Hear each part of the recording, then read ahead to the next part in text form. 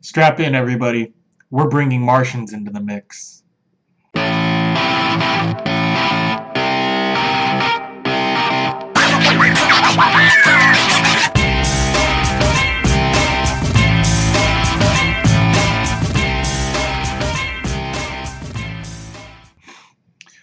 So far, we've seen the Human Torch take on some organized crime. He's taken on the mafia. He's taken on some racketeers. But at this point in the story, we're going to start to get into some really weird stuff. After all, the Human Torch is a scientific character. It would only make sense that at some point he would get into these scientific threats. Enter the Martians. The story begins with these two gentlemen sitting in a train car, bored out of their minds. One man decides to turn on the radio and discovers that New York is currently under siege by alien invaders. As it turns out, the Human Torch is also on the same train. He introduces himself to the gentlemen, one named Mr. Carson, who are apparently in a business of making explosives. Then they look out the window and notice the Martians are right outside. They have no trouble crashing the train with their ray gun. Apparently their goal is to capture Mr. Carson for some reason. Did I mention he makes explosives? Next, we see the Human Torch pinned down by a metal girder, which he breaks free from just in time to save Mr. Carson from the Martians, who are indeed trying to steal explosives. But even though the Torch wins against the Martians, he's too late to save Carson. Carson has a broken spine and cannot be moved. Realizing he is going to die on this train, he decides to come clean to the Torch.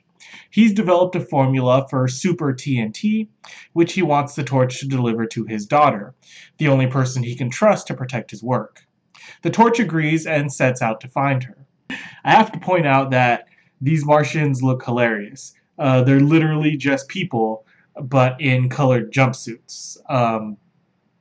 More or less exactly like the Raceway Gang. The next day, the Torch meets up with Carson's daughter, a woman named Diane, who's been in Texas operating her father's explosives company. The Torch explains the events of the previous day, and even though she's crushed by the death of her father, she agrees to take on the responsibility of the formula. We also get our twist for this issue. It turns out Mr. Carson has been in contact with the Martians for months, and there's a good chance that they are the ones who gave him the formula. The two of them decide to test the strength of the Super TNT, and so the Torch takes a truck of the stuff out for a testing field. Suddenly, the Martians show up to sabotage the truck, but the Torch escapes at the last moment and lands in a nearby creek. After the explosion, the Martians are able to reclaim some of the Super TNT as well as the Torch, who they stick in a glass jar and carry off to a secret lair. It's funny how often the Torch is encased in some kind of jar and carried off to a secret lair. So far, we're 3 for 3 in all 3 issues. The next day, Diane heads out to look for the missing Torch and is immediately captured by the Martians. She's taken to the secret hideout, which is actually a train yard.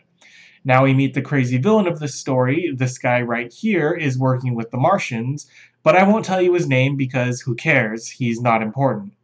He's working to retrieve some Super TNT so they can conquer Earth and win a war for the whole universe. Then he twiddles his mustache and ties Diane to the train tracks. So many cliches.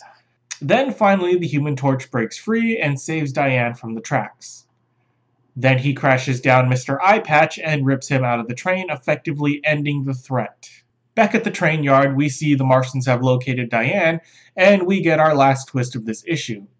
It turns out the Martians are actually poor scientists who need the TNT to help them defend against greater threats. They apologize, claiming just to be victims of the war, doing what they must only to survive. The Torch returns and Diane explains everything to him. He feels compassion for the Martians and explains that she will happily help them in their plight. The Torch agrees and writes them a message of hope in the sky. Whatever, it's fine, I guess. This issue, it's full of cliches. I guess I'll admit that I'm happy to see the Torch taking on more scientific threats, but that doesn't really save this specific issue. The Martians featured in this story they are not the most stellar of opponents. In fact, as his saga continues, the Human Torch would face more interesting opponents, and every victory he had would sort of lead him up this chain to more virtue and heroism. The same can be said of the Submariner, and as time passed, they would both become these two big sort of titanic beings in the Marvel Universe.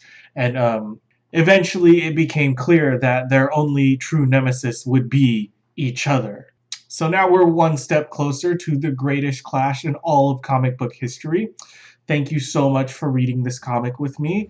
If you would like to, you can come back for the next issue where we will witness Submariner in a sensuous stalemate with a human woman who may have the heat to warm his cold, dead heart.